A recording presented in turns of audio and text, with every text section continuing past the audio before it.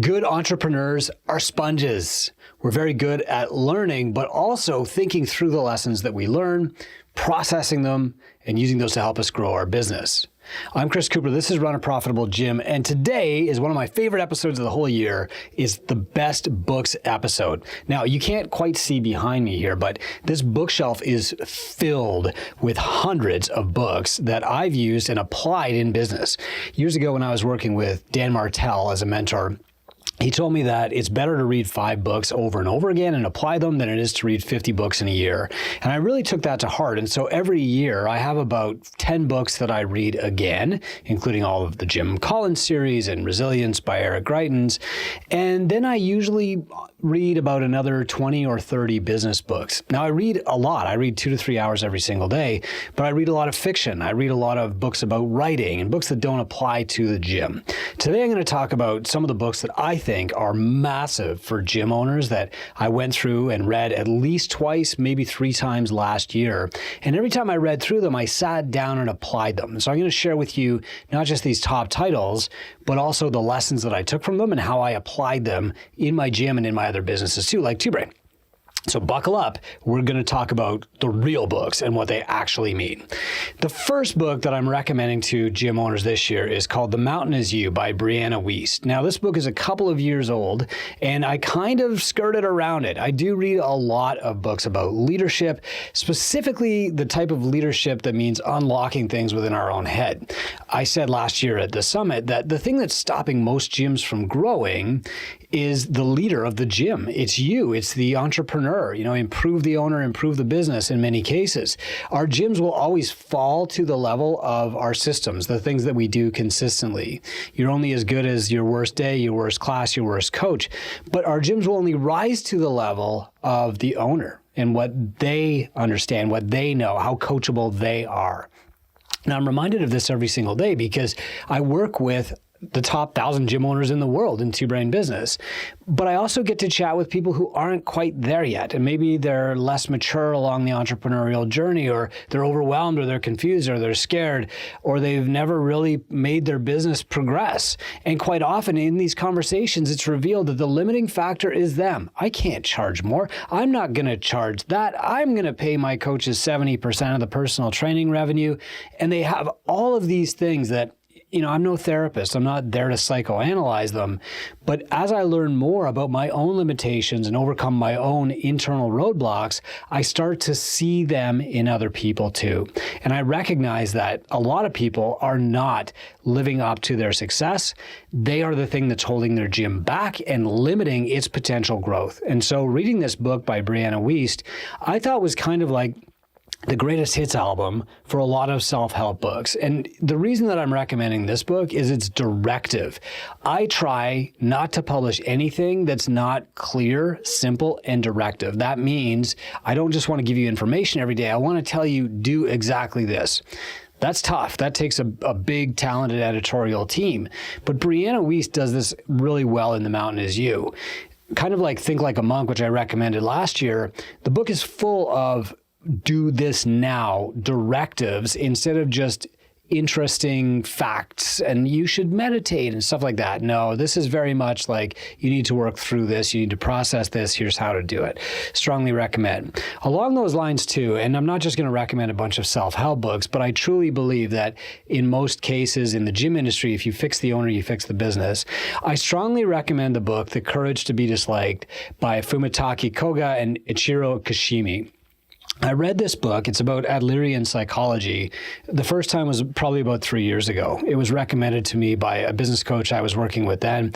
And it was recommended to me again by my current business coach, Luke. And in both times, I was working through different scenarios. But in both cases, the book was enormously helpful. So in the first scenario, I was really grappling with a big price change and increase in one of my businesses. And The Courage to Be Disliked really helped me get at the root of why I was scared to do this. Now, I started reading this as I was working with Luke to talk about letting go of some of my businesses, letting the general manager absolutely run my gym and why I won't do that and why I can get thrown off for days from a bad review on my gym's website or, a complaining client who wants a refund or whatever, or just passive aggressive Facebook posts about me or about whoever. The problem is that while I don't show it, those things really do distract me and I focus on them way too much.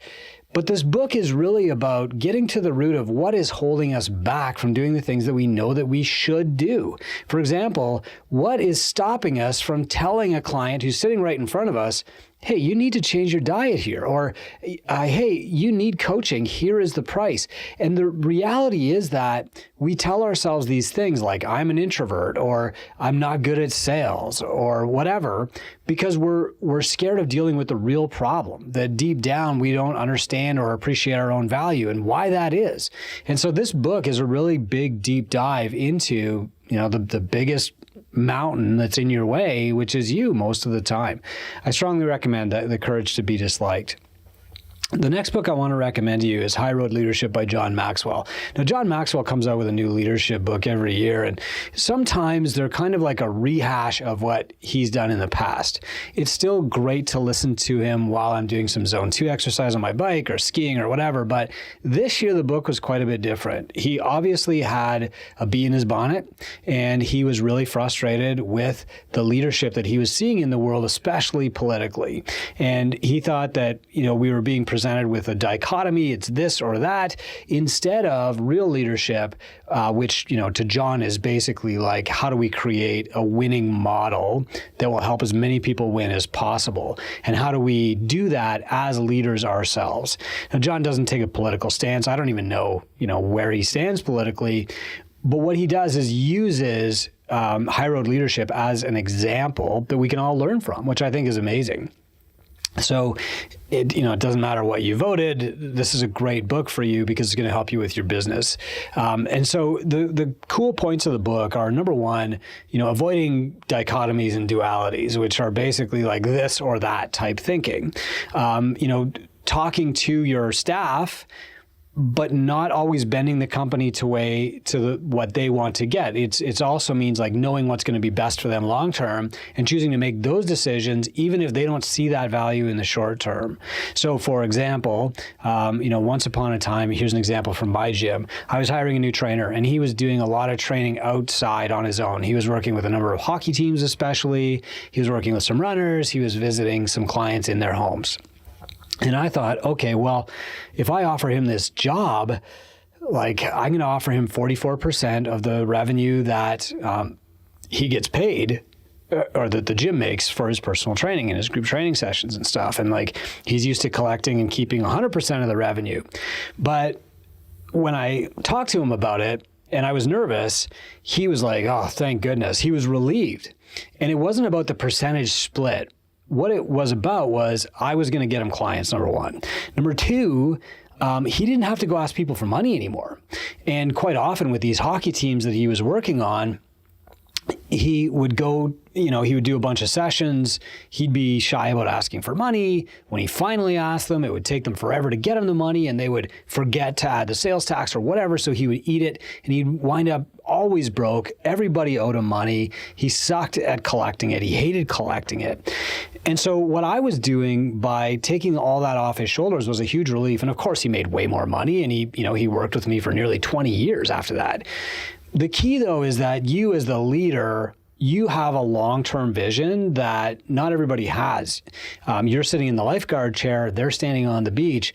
And sometimes it's easy to forget because we're so overwhelmed and we see our own mistakes. It's easy to forget that we do see farther than our staff, and we need to make choices that will benefit them in the long term, even if they don't understand how that choice will benefit them. Also, the same for our clients. We need to do the things that will help them longer term, like focusing on coaching instead of selling them access, telling them what package they should buy, doing goal reviews, prescribing a different path if it's not working. Even if they say, I don't want that or I don't need that, we are the coaches and we know what's better. And so high road leadership is the way that you can do that consistently all the time in your life while still feeling good about it. having perspective. When I titled our business Two Brain Business, it was really because I was describing the balance between knowledge and empathy, compassion. And it's been manifested in a lot of different ways since. Sometimes it's like facts and data merged with creativity. It's really the yin and the yang principle played out in the brain analogy. But the truth is that good leaders don't sacrifice one for the other. They don't have to sacrifice somebody's pay or because they care a lot about the person. What you should do is work toward a solution that allows you to pay that person more by making the right business decisions right now. A bankrupt business can't keep trainers because they're not making enough money to pay the trainers. And so if the owner is hiding from making money, hiding from raising their rates, whatever, it's really them who has to change, become a better leader, and do it for their followers too. So it's another fantastic book. I think it's the best book John Maxwell's written in at least 6 or 7 years. The next book is Tribalnomics by Justin Garcia. Now, this book also has been around for a few years. I've read it twice this year. It's just such an interesting way to think about leading a team. And I love it so much that the person who teaches this in Canada's name is Nick Castiglia. Now, Nick is a world BJJ champion in the unlimited weight class. He is an absolute rock star stud. And he has incredibly successful martial arts gyms in Ottawa, Ontario, not because he's a great BJJ fighter athlete, but because he's an amazing leader. And he said that this book is the key to all of it. And so Nick is actually traveling to Atlanta in January to speak to our Tinker program at their meetup about Tribalnomics and how to implement it. I'm so thrilled for that. But in the meantime, get this book and page through it. My next favorite is Be the Unicorn by William Vanderbloemen. This was recommended to me by a Two Brain client. I gotta admit, when I saw the title, I was kind of like, oh man, it's another one of these kind of pop, business books. And I really wasn't drawn to it, but I started reading it because I really do trust the judgment of this client. And I was blown away. It's 12 chapters long. Every single one has an amazing story, an amazing lesson that you can go out and apply right away. And so I was so impressed by this book that I actually contacted William, got a hold of him right away, and said, hey man, I need to expose you to Two Brain. How do I bring you in to do some speaking, webinar, in person? And he said, I'd love to do it. Gym owners are on the same mission as pastors and preachers. Think about that. I'd love to do it. And we set it up. He's going to be speaking in Tinker in 2025 too. So William Vanderbloemen owns the Vanderbloemen Agency. These are very high-level recruiters for C-level positions. We're talking about positions that make $500,000 to $2 million a year. And these guys have done an amazing study on what makes these people the unicorns that they are, and then does an amazing job in the book of telling us how you can learn from them and duplicate the exact same things in your life. So the talents, traits, and skills that the C-suite have, who are running these massive companies, Vanderbloemen and his writers do an amazing job of breaking down and tell you how to get those skills yourself. Love it. You're probably seeing a recurring theme here of fix the owner, fix the business. The next one is 10X is Easier Than 2X by Dan Sullivan and Dr. Benjamin Hardy. These guys wrote The Gap and the Gain, but I didn't get around to reading 10X is Easier Than 2X until this year. And it's really interesting because it's not just a mindset book. When you read the title of some of Dan Sullivan's books, you immediately get the concept and you don't even have to read past the first page. This one's different. Before I bought it, I thought this was going to be a mindset book about just think bigger and, draw bigger goals. But the reality is that thinking this big, how do I 10X my business? How do I have 10X more clients? It actually forces you to get outside the mold of what you're currently doing. Look, most of us could 2X our businesses using exactly the same strategies that we're doing right now. Especially if you're in Two Brain, you've got the systems there to 2X. But getting to 10X requires an out-of-the-box thinking approach. What it lets you do is come at your business from a blank slate and say, if I was starting over, if I was trying to get to 10X or I was going from 0 to 1, what would I do differently? And then it helps you actually apply those changes. So it's an enormously powerful book. I think they've done a great job. And 10X is Easier Than 2X is probably even a better book than The Gap and the Gain. The next one is The Obvious Choice by Jonathan Goodman. I've read this book now 3 times.